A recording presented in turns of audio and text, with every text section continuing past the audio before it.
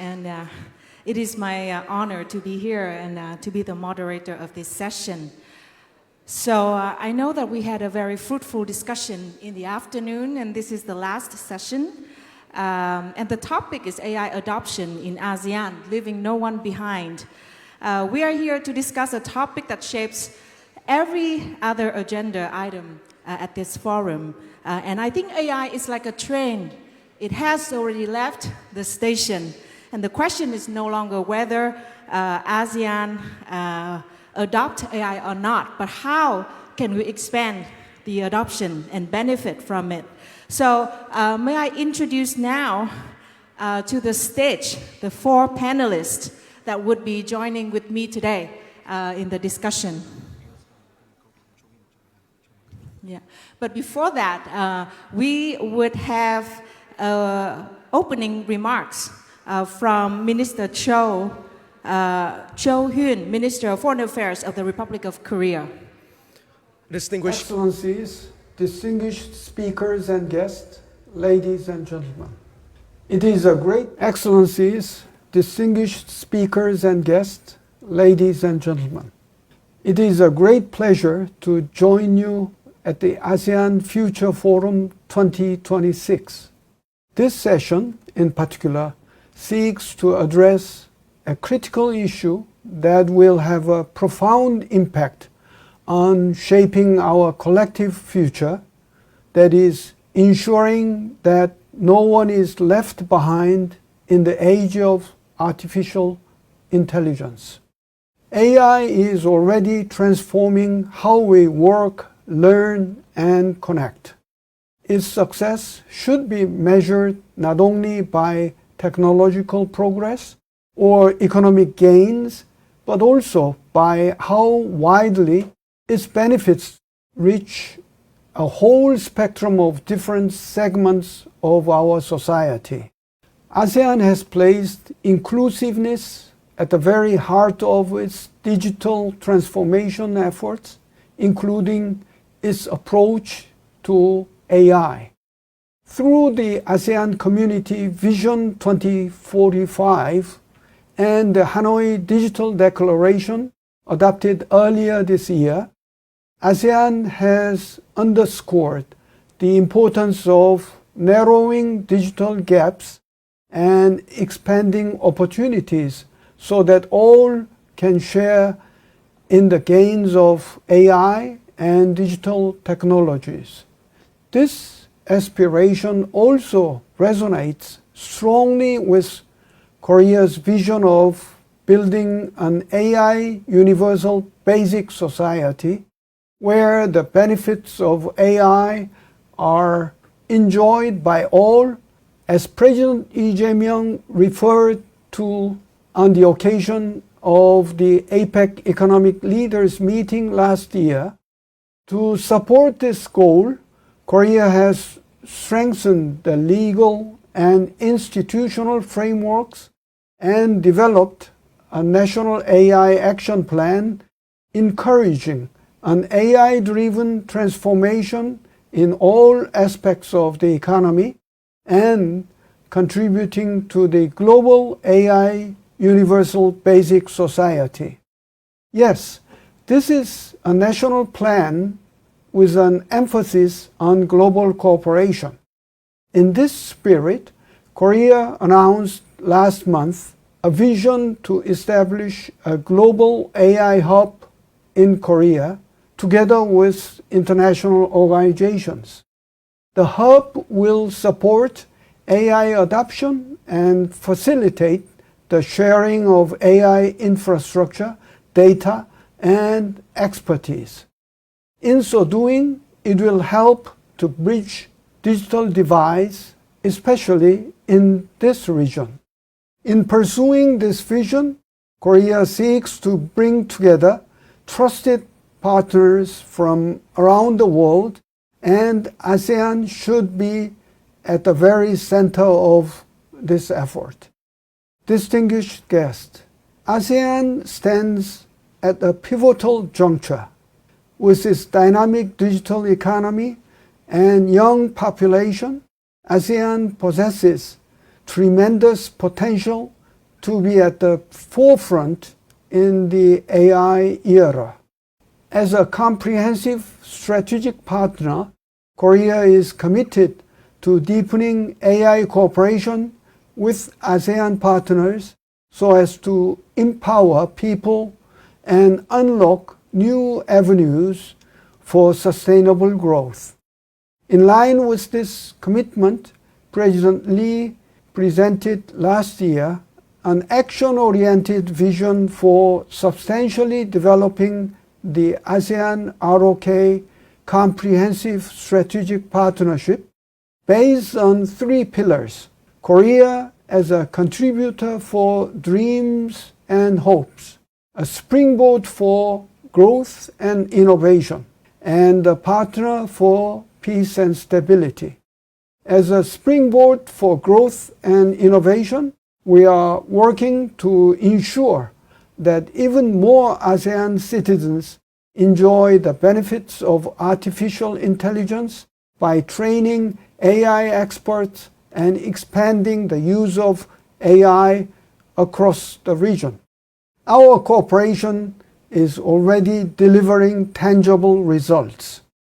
A notable example is the Korea ASEAN Digital Academy. The program supports young people throughout ASEAN in developing digital and AI-related skills, narrowing the digital education gap. Just yesterday, another academy was launched here in Vietnam. In addition, ASEAN and Korea have been working together to establish high-performance computing infrastructure, which will officially launch in the coming weeks in Jakarta, Indonesia. It will strengthen regional computing capacity and support the AI-driven transformation throughout ASEAN. These initiatives are only the beginning. Looking ahead, Korea hopes to further advance cooperation with ASEAN in building an innovative and inclusive AI community that delivers tangible benefits for our people and cultivates a future of even greater prosperity. Before closing, I would like to sincerely thank Vietnam for hosting this meaningful forum for 3 consecutive years and for its continued leadership in fostering dialogue on the key issues shaping our region. Korea will continue to engage actively in the ASEAN Future Forum and proactively support ASEAN's efforts to harness AI for the benefit of its people. We will do so in a spirit of solidarity and shared responsibility for a stronger and more resilient ASEAN community, as if Korea itself were a part of ASEAN.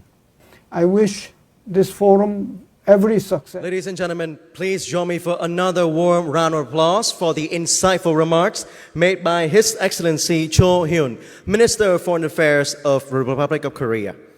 And now, Ms. Lina Pham, the floor is yours. Thank you very much. Now, may I have the honor to introduce the 4 panelists that will be joining us for the discussion today. Please join me to welcome Dr. Mehdi Snin, Senior Advisor to the UN Secretary General's Special Envoy, UN Office for Digital and Emerging Technologies. And Mr. Nguyễn Ánh Dương, Director, Division for General Economic Issues and Integration Studies, Institute for Policy and Strategic Studies, Central Committee for Policy and Strategy. Ms. Leonie Mader, Policy Advisor for AI, Konrad Adenauer Foundation, Germany. And we would have Mr. Damath Segaran, Manager of AI Policy from the Malaysia National AI Office. He would be joining us online. Well, thank you so much for joining us. And I knew that Mr. Mehdi, you flew all the way from Switzerland to join us here. And Ms. Leonie, you flew from Germany. So maybe we open our discussion today by having each of you sharing a little bit about what you have in mind when you are here in Hanoi to attend AFF 2026.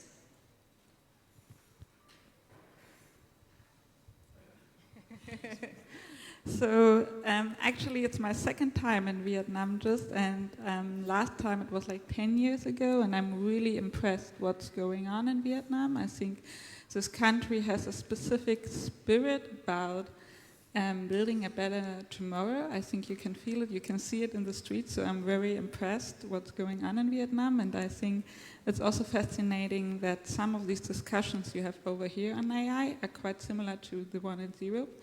And I think we don't recognize this enough in Europe, so I'm very happy that we as a Konrad Adenauer Foundation always take this information from Vietnam to Europe, so I'm very happy to be here.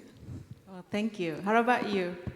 It's really hot and humid, but it's a fantastic country. And thank you so much for extending the invitation to our office. Yesterday we got the honor to be hosted also by the Diplomatic Academy of Vietnam, for a roundtable on AI and the global dialogue of governance of the AI that will be held in Geneva in July.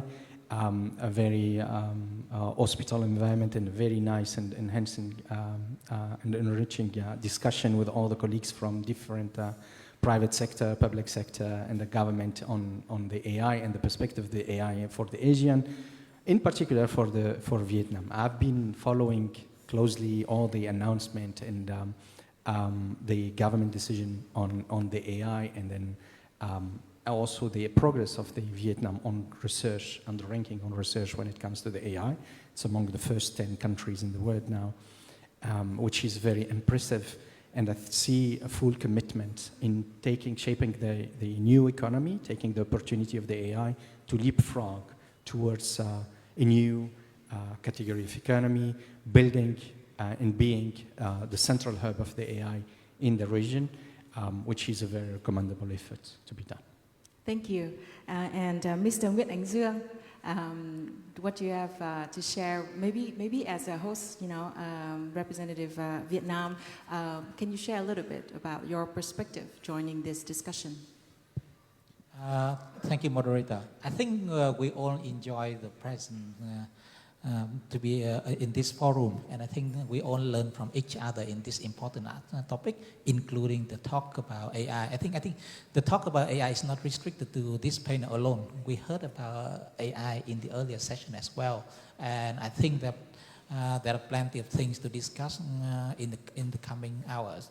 But the most important thing we get from this environment now is that we share the diverse view, but we are not uniform in any aspect. So that's how we go on together. And I think in the new sphere of the AI, I think that's very, very interesting to work together and in the upcoming way. Right. And Mr. Damin Segaran, just checking, can you hear us? Yes, I can, loud and clear. It's too bad you cannot be here, but I'm sure that joining online, you can also share with us many interesting insights from the perspective of the Malaysia National AI Office. So once again, welcome to this discussion. Now let's start with the first segment. Where do we stand? Let's begin with the landscape. ASEAN is not a monolith. Our member states span vastly different level of digital infrastructure, talent pipelines, data ecosystems, and regulatory capacity. So my first question to all of you is, what is your assessment of where ASEAN stands on AI readiness?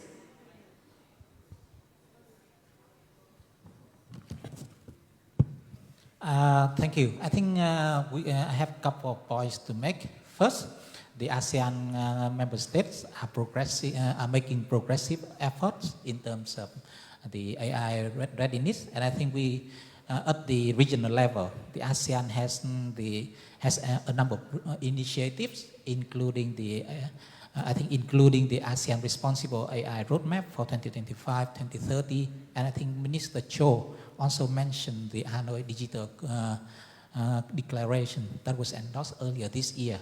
And at the individual member state level, I think Vietnam also had a number of policy documents as well, including the decision on 27 in 2021 on AI research and development, the decision 21 earlier this year on the list of strategic technologies that identify AI as one of the important elements.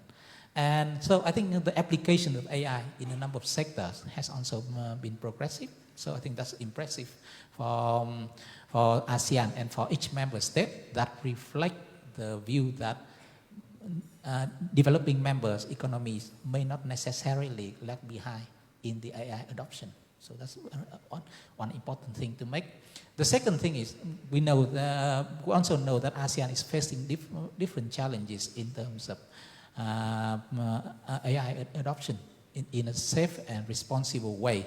And in terms of since you mentioned the government AI readiness, we also refer to the 2025 AI readiness index that shows vast difference among the ASEAN member states. And in the rankings, the 11th member of ASEAN has the ranking from the 7th to 179th out of 195 economies in the world. That reflects the vast difference among the ASEAN members. And I think in a way, it shows that we have a lot to work together.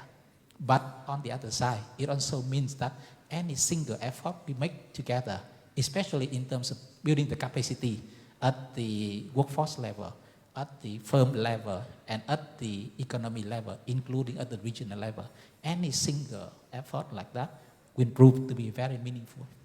Thank you for your sharing. Dr. Sneen, from the UN's vantage point, which ASEAN member states show the most promising trajectories? I can't answer to that question from the UN perspective. But let me be very honest. There is a very big difference between the different member states in the Asian region when it comes to the AI adoption. And this is very healthy, I think. There is no single one AI vision. AI could be at different layers. It could be the generative AI, foundational models, AI for science, AI for healthcare, AI for risk reduction. We've been talking about that. AI for many things. It's a very, let's say, a general purpose technology like the electricity, like the thermal engine, that will transform all the other domains. So that seeing every and each country picking their own space in the AI, it's a very healthy and very good sign. Meaning we are interested into AI and robotics. And then I can talk about Singapore, for example. They are really advancing on the robotics side. We are talking about AI for public services, and it's the case in Vietnam, for example. And that's the special. And then others are looking into building their LLM. There is also efforts in bringing different perspectives. The Sea Lion project in Singapore on building Asian LLM.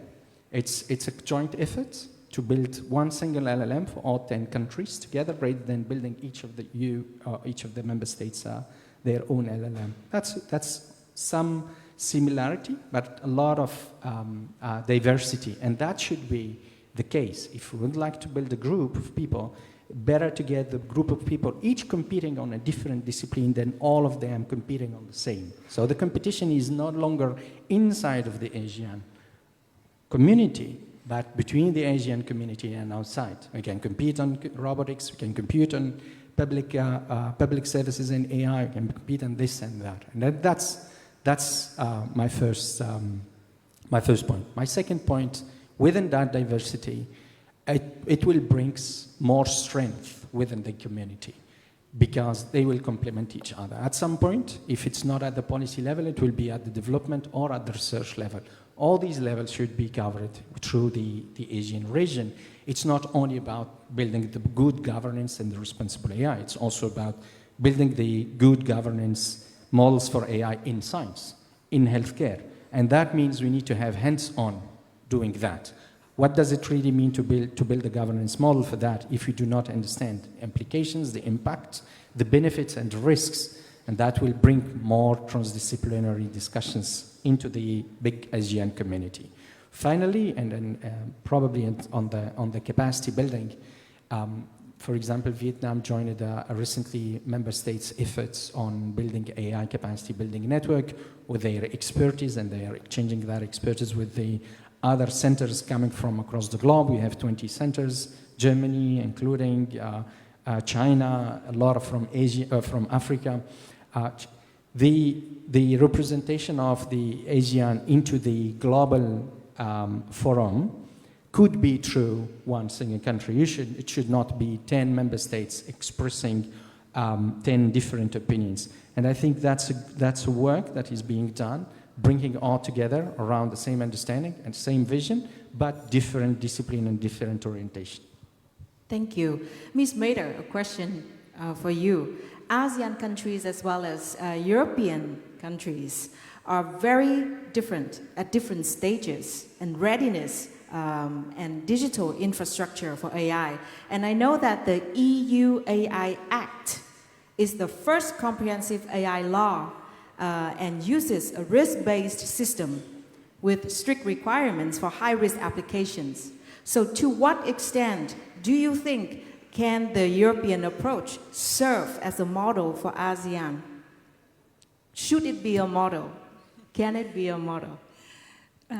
Thanks. So first I would like to add something because you were talking about AI in healthcare and AI in public services. So we have by now AI in different sectors, but we also have different types of AI. And I think this is really important that by now we speak a lot about huge LLMs, but we also have image recognition, or we have an industrial AI. And you need different things for these different AI. And I think this is very important that each country, also the ASEAN countries, that they develop and use the AI models that works for them. So, for example, if you don't have so much energy, in Europe we don't have so much cheap energy by now, then you should use a smaller model.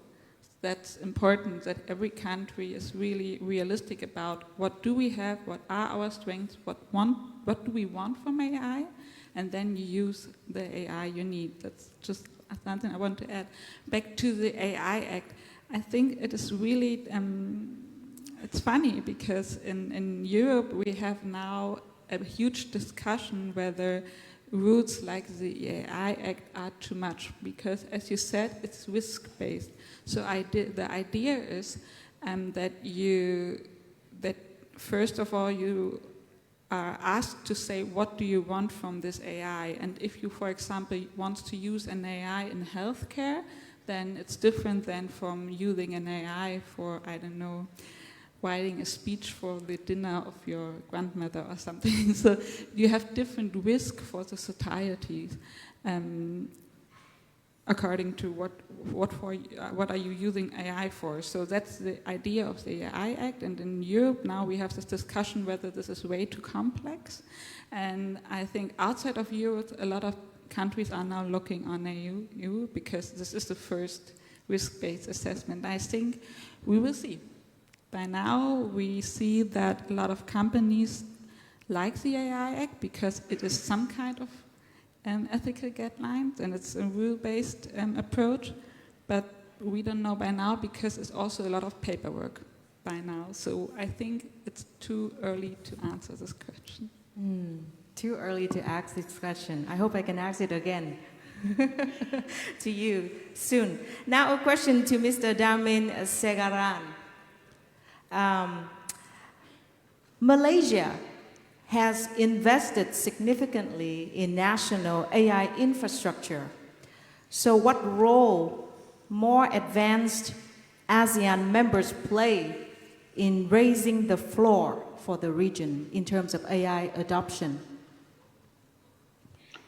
I think the nature of adoption very much is set by the overall policy direction of each member state.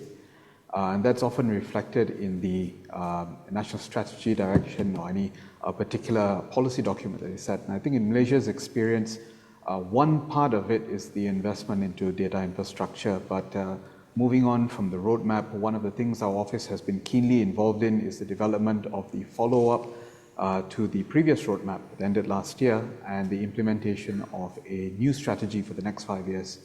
So in this upcoming strategy, we are looking towards exactly that, raising the floor, raising the ceiling as well, through various different strategies, but it is not necessarily centered on one aspect of infrastructure. It's looking across the board of various foundational enablers that cut across data, trusted governance, talent as a keen focus as well.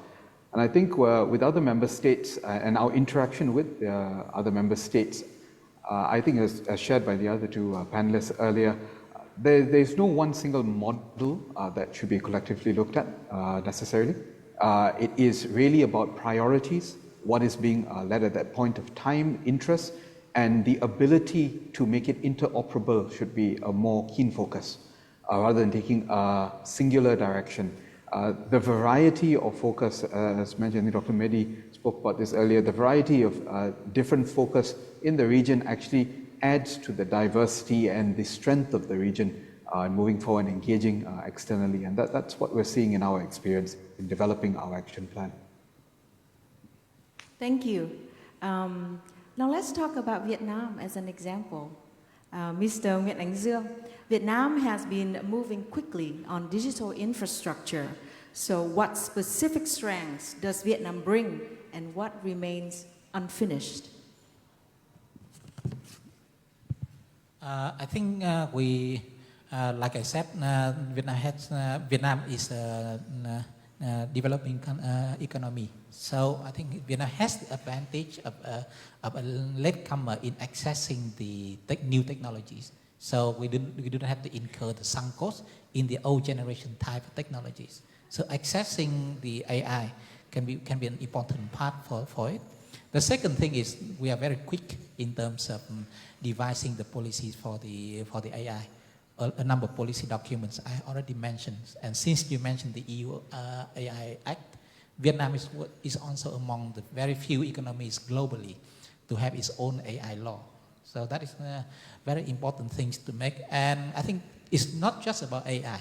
I think in terms of the general policies for digital economy, Vietnam has been moving very quickly. And I think if you refer to the European Center for Digital Competitiveness report in 2021, Vietnam ranked the first in East Asia and the Pacific in terms of writing the policies for digital economy. So it means coming from that and the ecosystem for AI and related issues, that would be very important things that clear the cloud for the enterprise and the developers in terms of making the efforts in AI development and adoption. But what remains to improve include, first, we need to build the capacity for the SMEs to use the AI. And I think the cost of AI now, people tend to refer to it as individual users. So the cost can be counted differently. But if you scale up the cost of AI adoption at the firm level, the story would be different. So that would be one thing. And if we refer to a different model in other countries, like we use the token-based cost calculation, then the cost for the firm could be hugely different. That is one thing. But the second thing is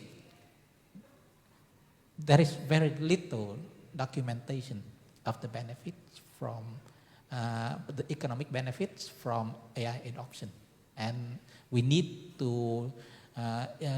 lively examples of how the firms can work with tech developers to use AI for real business cases, rather than just talking about AI adoptions for writing the reports and things like that. And it's only by demonstrating the real economic benefits from it can we convince the other stakeholders that the firms can make use of the AI for their work and for their benefit.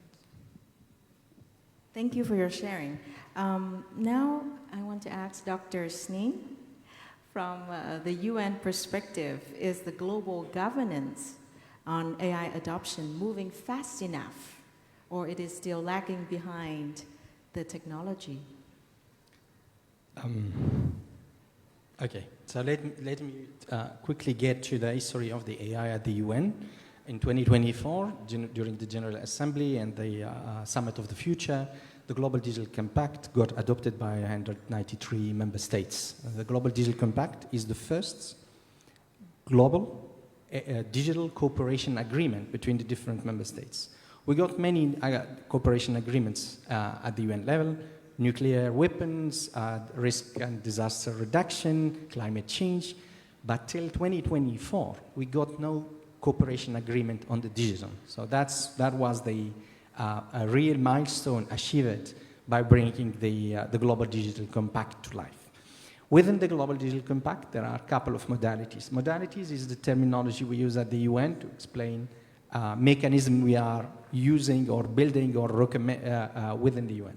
Between these modalities, there is the Global AI Governance Dialogue and the AI Scientific Panel, Independent Scientific Panel. These two got adopted in 2024. In 2025, there was the preparatory meetings for these two modalities, and then this year, in July, on the 6th and 7th, there will be the first session of the Global Dialogue on AI Governance happening in Geneva, bringing all the member states together. There was already, and all other stakeholders, civil society, academia, startups, SMEs, coming to discuss how to build a global AI governance for humanity. And then next year, in 2027, that will happen in New York during the General Assembly. And that will be the second edition, where the first year we will have some recommendation, and probably in the second year we will have some adoption of these recommendations. That requires a lot of negotiation. Now I'm getting back to your question. If you are in the Asean and trying to build a global governance mechanism between 10 countries, it's very hard and difficult. And that's what I heard yesterday.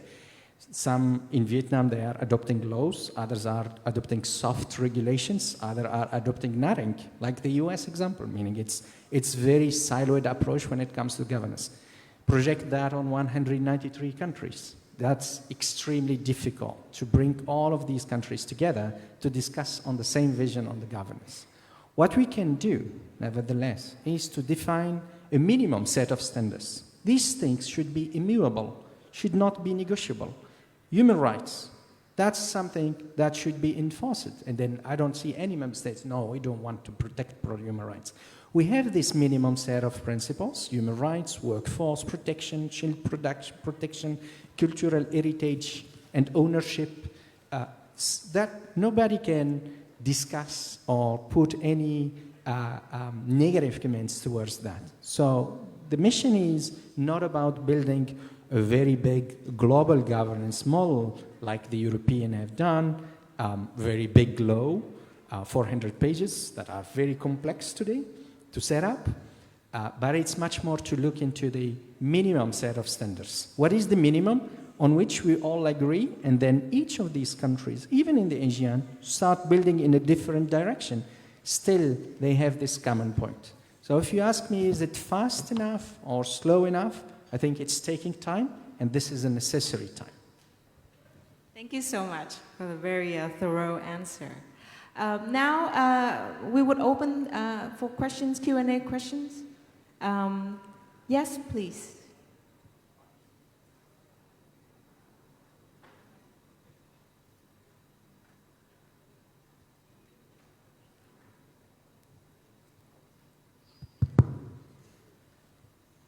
Thank you. Hi, I'm William from Malaysia, and also the ASEAN Future Forum Youth Fellow. Thanks to the panel for these incredibly timely discussions. So I would like to ask every speaker today, with AI capabilities advancing so rapidly, new risks are constantly emerging. The ASEAN Guide on AI Governance and Ethics was a great milestone in 2024.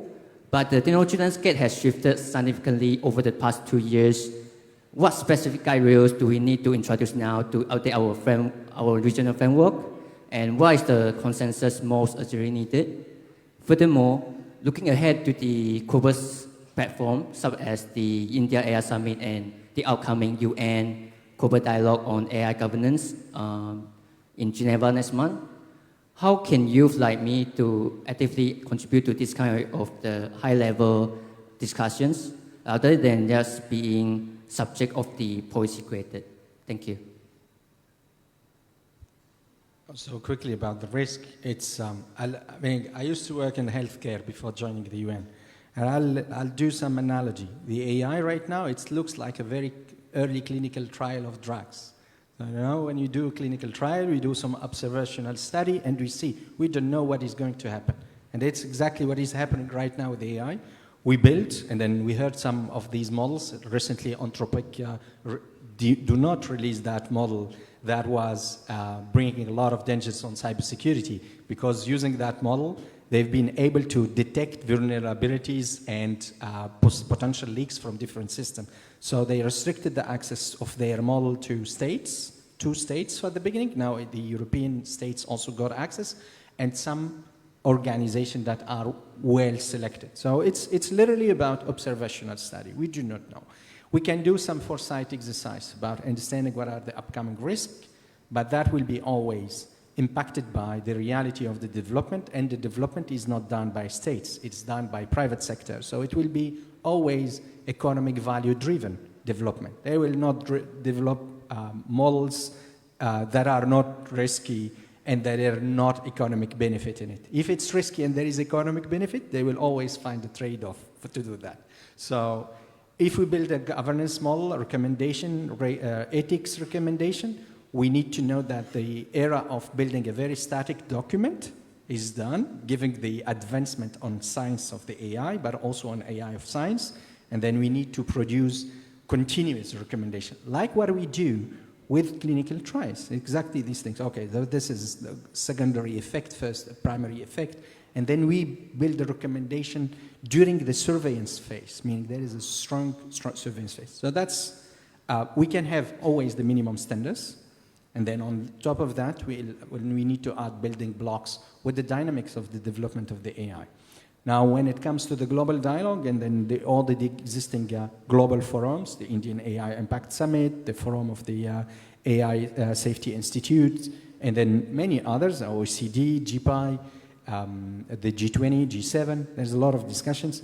I think there's an essential component that must fit within all these discussions, which is science and evidence-based discussion. It's not only about we need to build this and that, it's much more about why we need that, what do we see from the experimentation happening, because the AI is still at the experimentation stage. What do we see from the experimentation stage? In easy words, but in a very scientific and formal wording. So that's literally what we have seen in different other general purpose technology, bringing in climate change. We have the IPCC, now they have an international scientific panel on AI safety. Bring these recommendations to the policymaker so that everyone is aware and nobody can hide behind, oh, I don't know that. Maybe I can just add, because like you mentioned Anthropic, and I think in Europe we had the discussion that Anthropic told us about the risk of mutas. The week they went to the stock market. So in Germany we had this discussion whether these are a real threat or whether it is also part of marketing. I think we can't answer it by now, but it is important that if private companies do these models, you will always have this in mind. And then this is important for politics, because politics is about, it's about facts. And if we are not clear about the facts, if we don't know whether it's a real threat or whether it is marketing, even if you're just discussing about it, then we have a problem if we want to react on an evidence base. So we really have this problem that we don't know by now, and that a lot of knowledge about these models is within private companies, and you don't know exactly, what is really the stake. And I think in the Anthropic it was a good example, because also the same people that make these warnings, they made warnings about GPT-2. And if you remember, when in 2022, as OpenAI ChatGPT open for the public. That was GPT 3.5. So I think we have, we always had these discussions driven by the Silicon Valley that their models are a huge risk to us, and we don't know that much. So that is really for society a challenge, that the knowledge is not there, and that making decisions on evidence is not that easy. And I think this is something all countries face. Any more questions? Yes, please. In the back.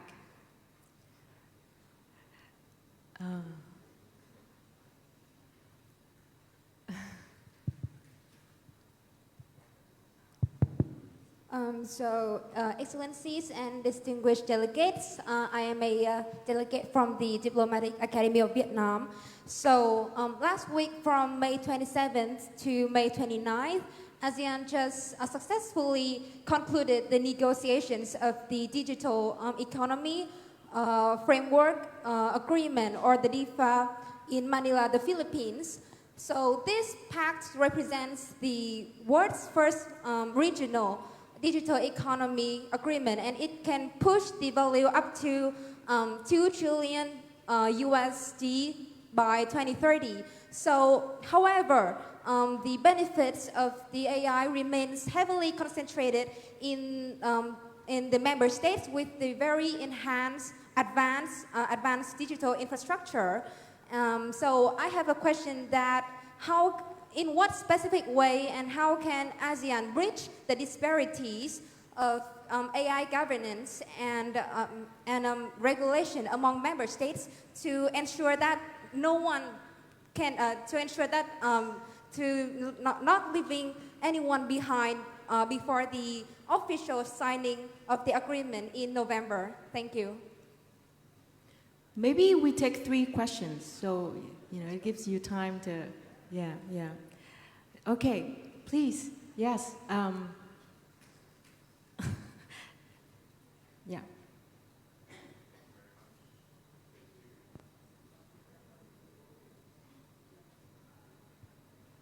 Okay, thank you very much for the opportunity. My name is Lewe Paul. I'm the resident representative for the Konrad Adenauer Foundation in Vietnam. And there was a lot of mention of AI in the course of the conference until now. And we also had a mention that application of AI is about maximizing the benefits and while mitigating the risks. And so I would like to address the panel and ask the experts, how much are you concerned about the risks, the harm that might be caused by AI systems, and how do you actually implement the safeguards, and what in fact can you do to prevent any harm done from AI? Thank you. We'll take one more question for the first round. Yes, please. Are you from, yeah, can you stand up? Yeah, okay, thank you.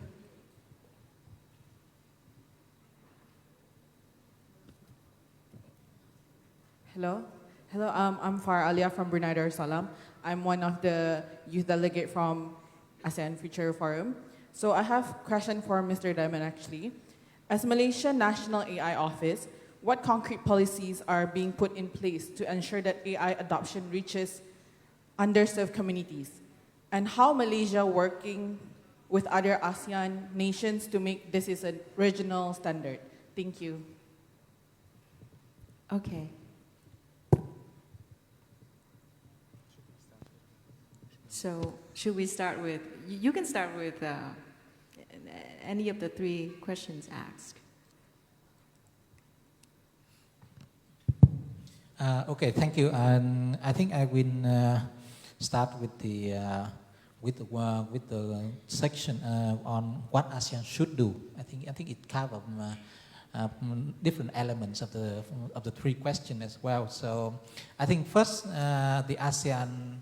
I think apart from the individual efforts of the ASEAN member states, the ASEAN should also embark on the collaborative efforts to promote the AI adoption at the regional level. And I think by this can be reflected by 3 areas. The first thing is we have to continue the capacity buildings for the different disadvantaged group, including the underserved communities that the Malaysian delegate already mentioned, asked about. I think those groups can include the MSMEs, the women-led enterprises, the elderly people, and some social groups in the disadvantaged or less developed regions in various parts of ASEAN.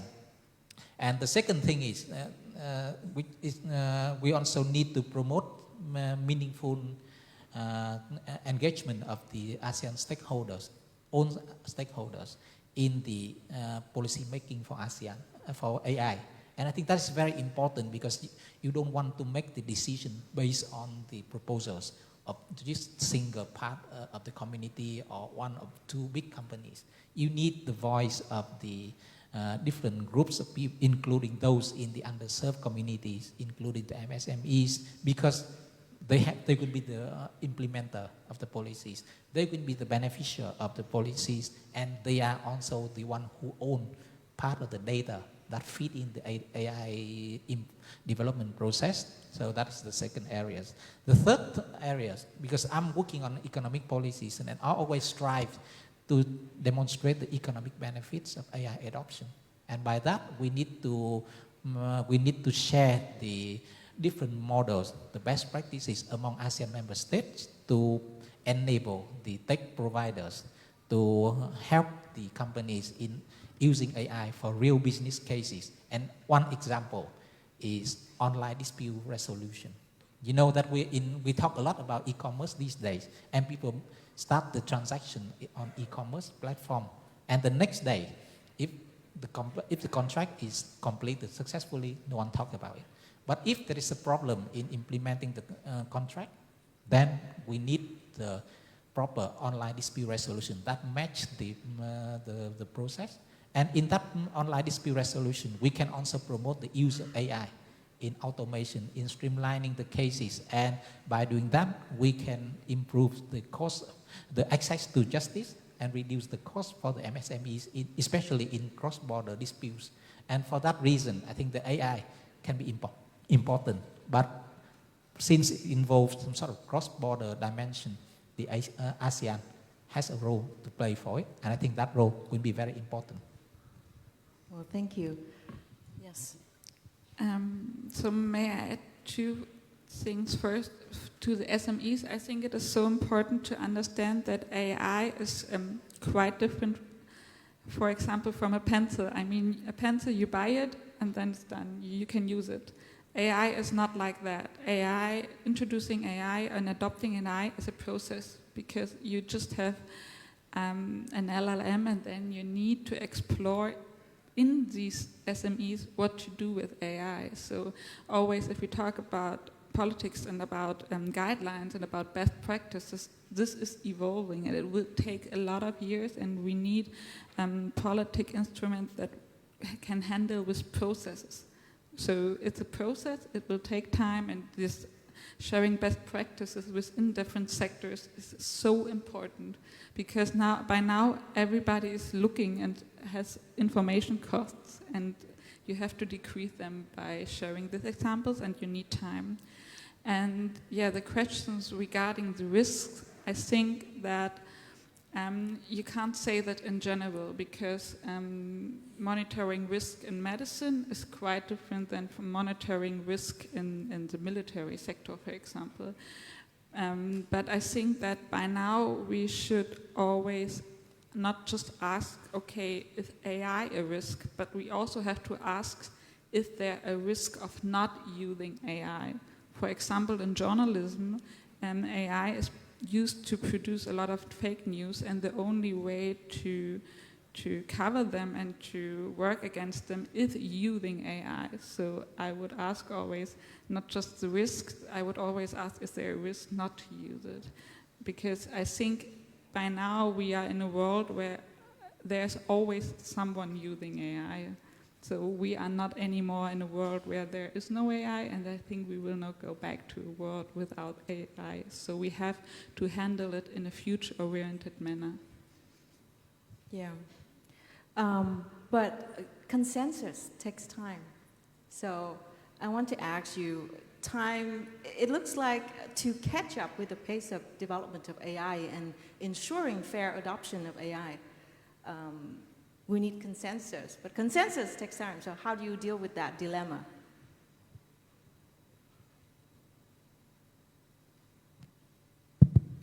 I think in ASEAN, we have, before the AI, when we talk about other issues related to progressive economic integration, I think we have different models to achieve, to make progress even before consensus. For example, in the past, we used to talk about 2 plus X or 10 minus X approach. I think those kind of approach can offer the alternatives way to proceed even before the consensus. But the most important thing is, I think the process is important. The time is also important. But the most important thing is every single step we make must be meaningful. And that kind of step must engage all the stakeholders in ASEAN. And at best, it should also engage the voice of the external stakeholder who have some sort of advanced technology, who have the know-how about the AI development process. And finally, we need an open platform to talk about the risk and the risk of AI adoption, the risk of not adopting the AI, and the risk of adopting the AI partially. Thank you. Any more questions from the audience? Lena, perhaps if I could jump in here on some of the questions. Just building on what's been said so far, taking on the 3 questions that were raised, in terms of DEFA and ability to gain consensus to move forward, I think there are actually many mechanisms that are operating beyond just the consensus aspect. There are bilateral arrangements between countries as well.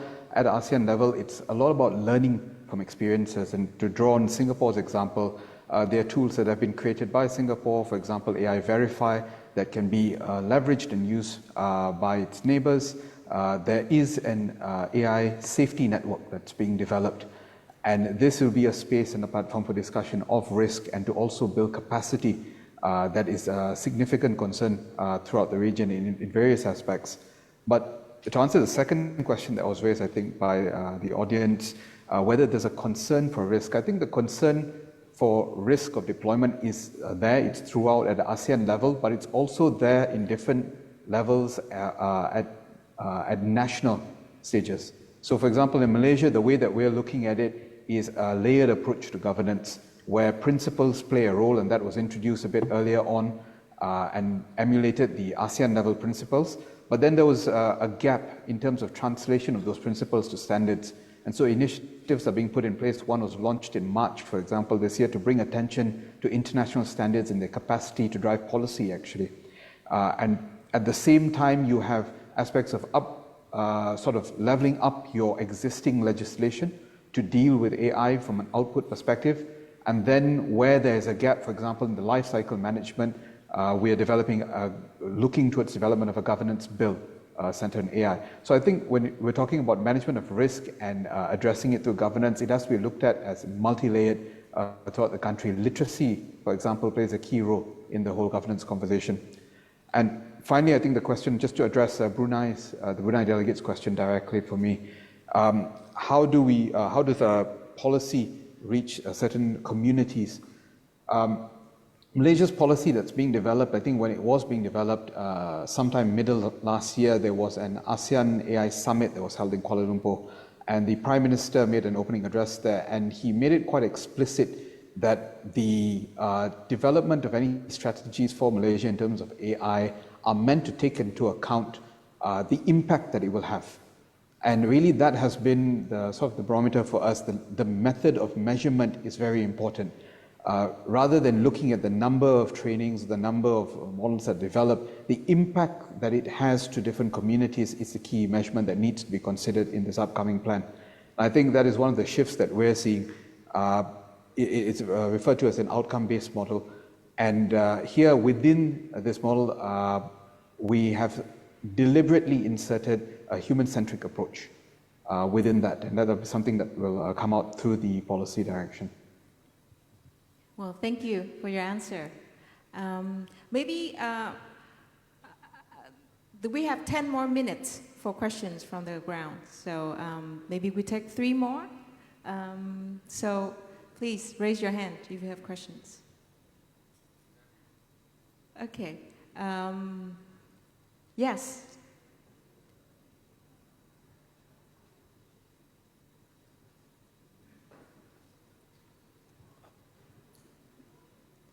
Maybe we take question from you, yes, yeah.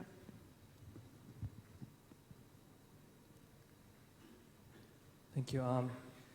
Good evening. I'm Du. I'm from Thailand, and I'm also the representative from AFF Youth Fellow. And also, I am a farmer myself, and I have a question from European, from European opinion. I want to know how farmers, especially in Southeast Asia, can adopt the AI for, to advance their business. Thank you so much. What do you mean you are a farmer? Sorry. Oh, okay. Can you explain? I am producing an organic fertilizer because I believe that it's time to change our behavior in, doing agriculture, especially protecting the soil. I believe that Southeast Asian countries, we possess really abundant soil and also abundant of biodiversity. And this is a trend, and it's, we have to protect them because it's our asset compared to other regions all around the world. I believe that this is our strength. Yeah, that's why. Thank you. Thank you so much. Yes. Okay, we'll take 2 more questions from the, okay. It's really difficult to choose. Yes, please. I can't see you very well from here, too far. Can you stand up? Yes, yeah.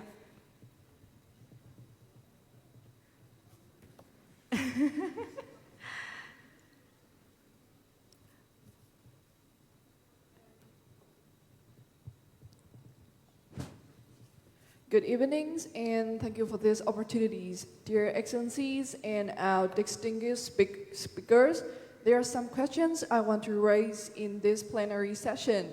So AI is increasingly transforming both civilian and military sector, and it's present new opportunities as well as challenges in this regional security as well as strategic stabilities.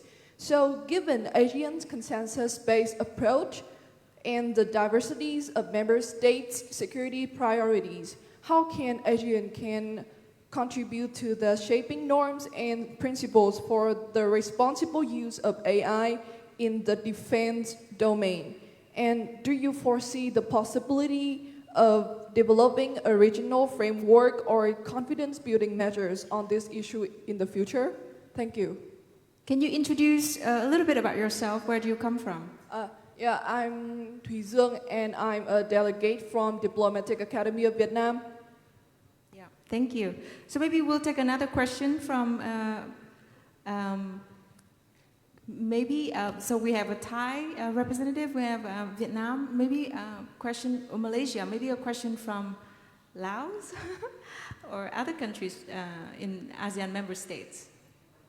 Please. Yes, yeah.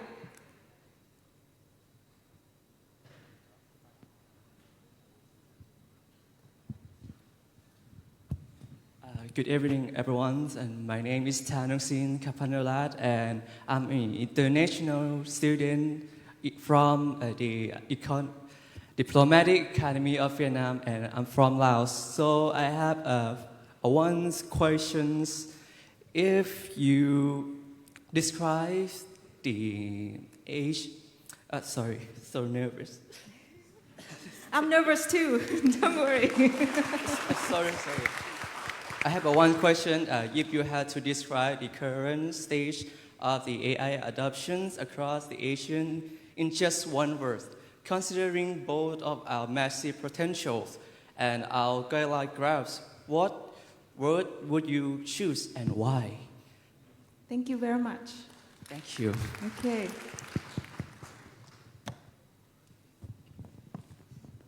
So maybe I can start with the agriculture. So I think that, obviously you can use industrial AI for farming, for the machines, but I think the bigger potential is that by now we have this period, and especially in Europe, we are figuring out new ways of agriculture due to climate change. So you do a lot of research, and we are now focusing on supporting AI for better research, because you can do statistic and everything better with AI. And yeah, that's what we are focusing by now. So it's about R&D for agriculture as well.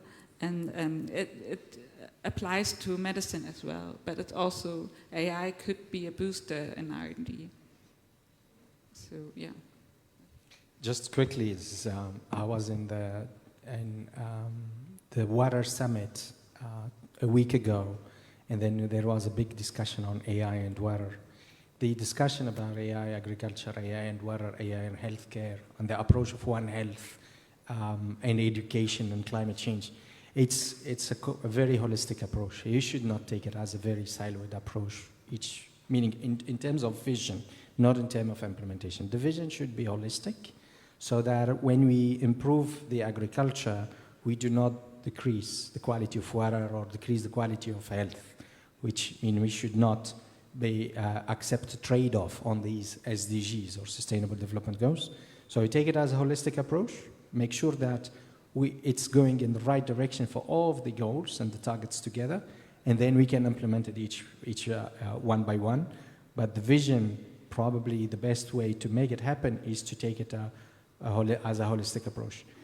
Just to summarize, if you go talk about water, now there is a lot of social protest in the US because of the implementation of data centers. Because the data centers producing AI are impacting the quality of water, but also the quality of life of people living next to these data centers. Noise, heat, there is no such employment that it was promised. Quality of water is really bad. So there's a lot of things going. So you can simply press one button and forget all others. The life is not siloed. Our ecosystem, human ecosystem, is fully connected. And then when we bring AI, we should not make the same mistakes that we have done with other former technology that we introduced in our life.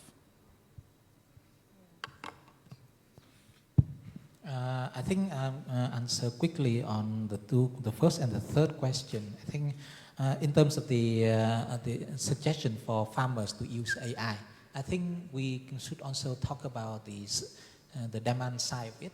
When we talk about the supply side, I think the other speakers already talked about it, the AI in research, for example. But from the demand side, I think the farmers can also use the AI to write stories about their products that make it appeal to the consumers. For example, they can use the AI to develop different stories that can be accessed by the different QR code, and that shows that try to convince the consumer that if you buy our products, we can have some sort of proceedings in order to support the climate recovery in our areas. So that can be an important marketing strategies to work with. And I think the last question from the Lao delegate, I think one word to describe the current stage of AI adoption in ASEAN. I think in 5 years ago, there was a report from EDBI and Kearney that talks about the AI adoption in ASEAN. And at that time, they used the word nascent to describe the stage of ASEAN, and they also covered the different areas. But nascent seems to be the right word. And I think we tend to say that in the last 5 or 6 years, AI has been very much progressive, and we can even say is the pace of development has been unprecedented. But I think the risk also arise when we start to adopt the AI gradually. We start to know that the risk that we don't know about AI is still significant. And with that, I think we are still in the nascent stage, but we seem to have some better information, to be better informed about what we can do with AI. And I think the platforms like the ASEAN Future Forum and the discussion we have today can shed light on what we can do together in the coming years. Thank you. What about the last question, a very thorny one, AI in defense?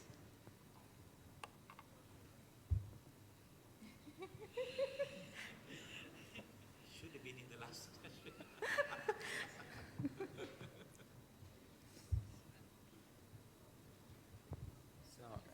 It's very problematic. Meaning, at the UN, we are not looking at the military use of AI, for example. We are only looking at the civilian use of the AI. By essence, the use of new technologies in defense is often state-driven and perspective, and there's secrets, and then it's literally something that is not globally discussed. Probably that could be discussed more under a civilian perspective, meaning using defense for civilian purpose, which happens also. But when it comes to the military usage of the AI, that's another forum, and then that's another level of discussions that I don't know knowledgeable about that. But I think they have their own specific forums and from specific discussions that are fully isolated from civil or civilian discussions we have. Right, we have 2 minutes left. So maybe, would you like to share something, Mr. Seragan? Yeah, I actually, just to answer the question on agriculture, when our office was first launched, one of the key sectors we looked at was agriculture, and there were 2 specific initiatives actually. A couple of learnings from that is the demand is really dependent on the use case and the needs of that specific sector of agriculture. For example, what we looked at in the east, one of the northern eastern states in Malaysia, we actually found that the needs of the farmers were more on administration within their farms, whereas there's a separate use case that's being implemented, which is weather forecasting, where it's a public-private partnership, and that's been explored. So I think it's really dependent on what the nature of agriculture that you're looking at, and you need to explore the needs. In terms of adoption, I don't have the one word that was required of the delegate requesting, unfortunately, but I think it's very important to look at the sentiment that's there. And one of the spaces that we looked at, the Stanford HAI Index report, interestingly reported that Malaysia has the highest excitement in terms of sentiment around AI, and I think in many of the countries around the region, similarly, it's quite high.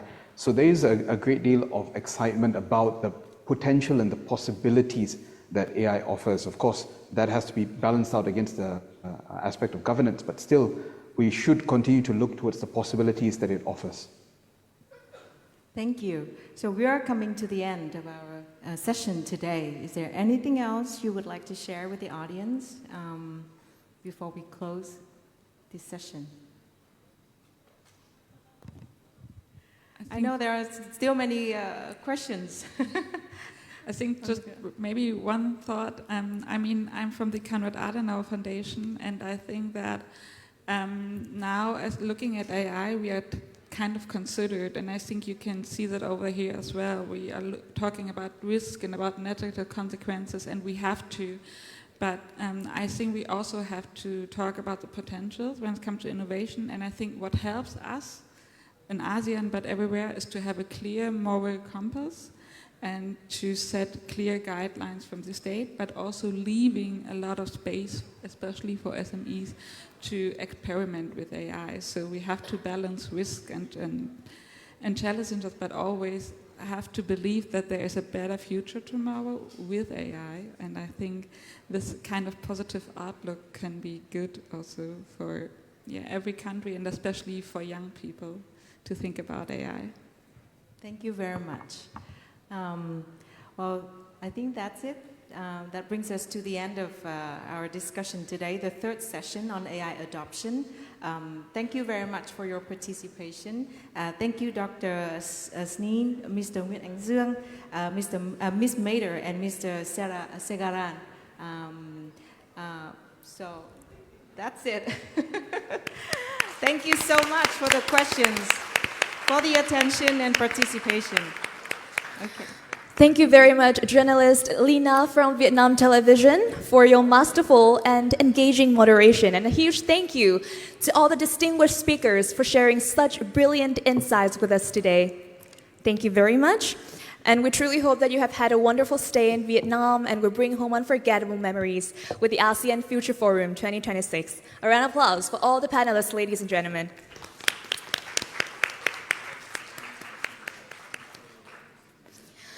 And ladies and gentlemen, please do not leave your seats just yet, because we saved the best for the last.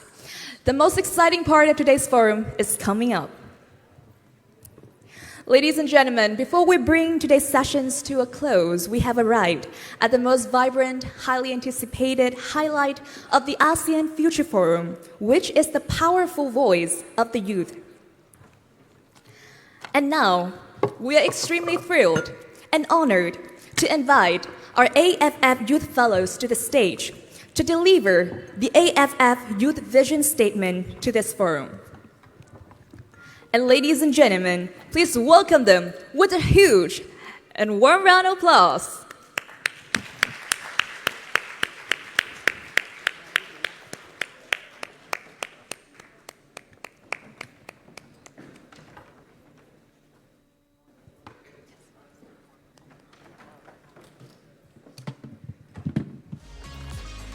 May I present to you the AFF Youth Fellows to deliver the AFF Youth Vision Statement to the ASEAN Future Forum 2026.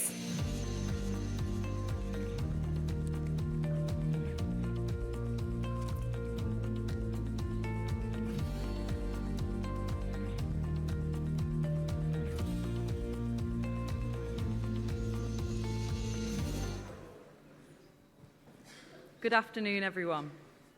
We, the youth delegates participating in the ASEAN Future Forum 2026 in Hanoi, Vietnam, encourage ASEAN leaders to consider the challenges and aspirations raised by young people across the political, security, economic, environmental, and social spheres, and to translate those concerns into meaningful action. We, therefore, present the following recommendations under the 3 pillars of peace, prosperity, and people-centred. First, peace. Considering the current political and security situation across ASEAN and the wider region, we call upon ASEAN member states to strengthen trust and cohesion in a world of growing uncertainty. We urge ASEAN to build a more resilient and self-reliant community by accelerating shared infrastructure and strengthening regional supply chains in critical sectors such as semiconductors and green technology. We call for stronger trust, resource sharing, and inclusivity among ASEAN member states, while continuing to work constructively with ASEAN dialogue partners. And we encourage ASEAN to translate autonomy and agency into concrete action in order to sustain peace and strengthen its centrality in the region.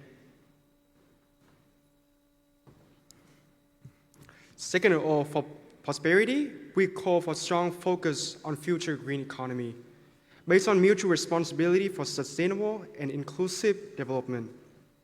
ASEAN is sensitive to climate crises and external shocks, as we rely heavily on nature-based economic sectors and external energy sources.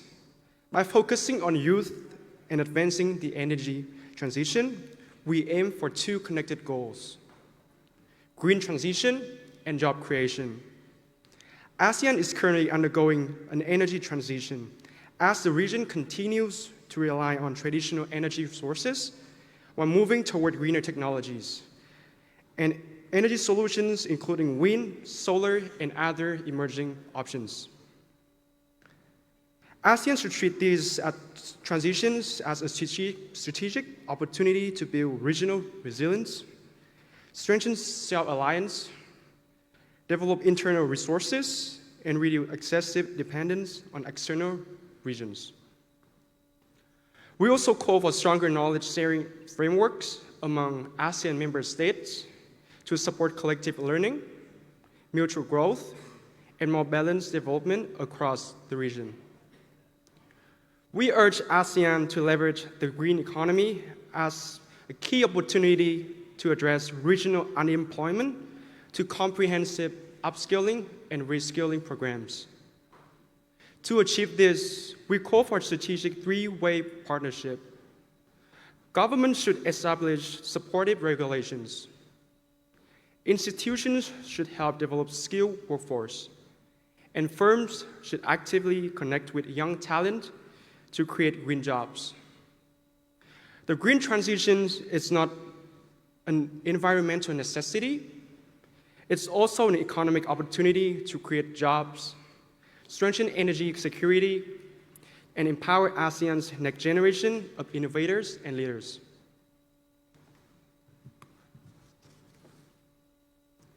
Thirdly, people-centered community. We call for stronger education and awareness to help young people respond to non-traditional security challenges. Specifically, ASEAN member states should enrich national peace and security curricula with peace-driven education and practical toolkits for navigating non-traditional security threats. Political and media literacy are essential skills for young people, especially in addressing misinformation and building more informed, responsible, and resilient societies. ASEAN should consider youth-targeted campaigns to raise awareness of these issues across the region. We also call for the institutionalization of youth participation in ASEAN's policy-making process. ASEAN should consider establishing an official youth working group that convenes regularly to translate youth voices into actionable measures and ensure that youth recommendations are reviewed over time.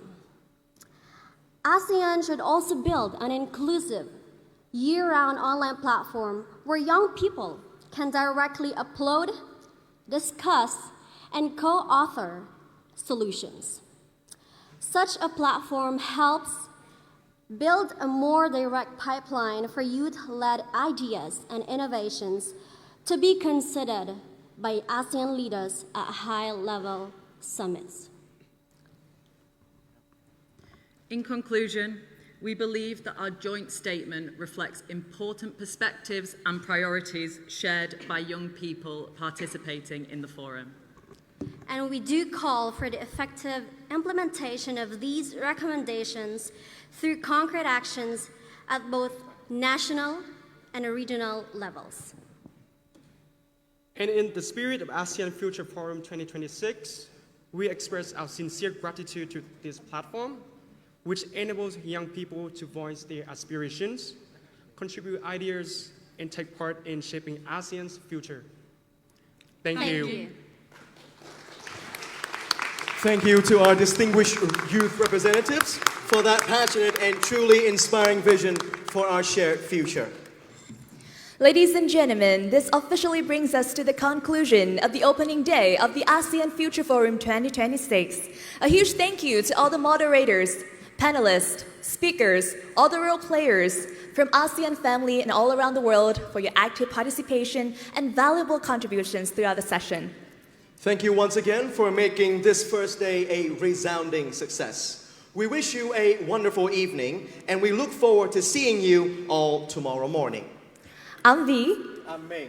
And this is the ASEAN Future Forum 2026. Goodbye. And see you all tomorrow.